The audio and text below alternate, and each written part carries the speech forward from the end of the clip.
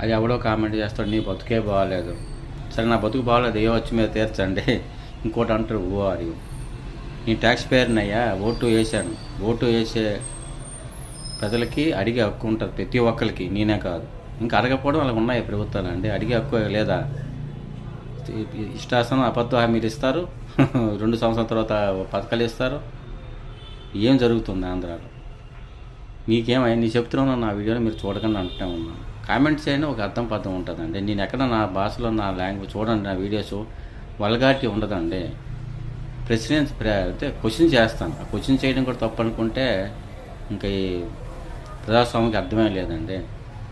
మీరు పాత హిస్టరీ చదవండి, ఏమేమి చదవకండి. ఇప్పుడు కొత్త కొత్త వచ్చేవాళ్ళు తెలియక పాత రోజులు 40 సంవత్సరాలు బట్టి ఏం చేస్తున్నారంటే, మీ సీనియర్స్ అంటారు కదా, అప్పటి నుంచి మనం డెవలప్ చేయవచ్చు కదా.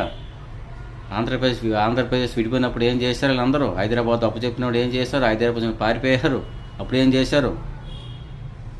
రాజధాని ఇన్ని దగ్గర మార్చారు, అప్పుడు ఏం చేశారు? స్పెషల్ స్టాటస్ ఇస్తున్నారు, ఈ ప్రభుత్వం ఆ ప్రభుత్వం. ఎందుకు అడగట్లేదు? వీళ్ళు మంచి అధికారం ఉంది ఇప్పుడు, అప్పుడు ఏం చేశారు? ఇవన్నీ మనకు ఎఫెక్ట్ పడ్డాయండి. హైదరాబాదు వాళ్ళు తీసుకెళ్ళినప్పుడు ఏం చేశారు మీరు? అప్పుడు మీకు నోరులు రావా? 40 సంవత్సరాలు ఇండస్ట్రీ అంటారు కదా. ఇప్పుడు వచ్చి మీకు అన్న అయిపోయిన తర్వాత బాధపడితే ఏం సుఖం ఉంది? ఆంధ్ర పరిస్థితి ఏం బాగోలేదండి, అర్థం చేసుకోండి.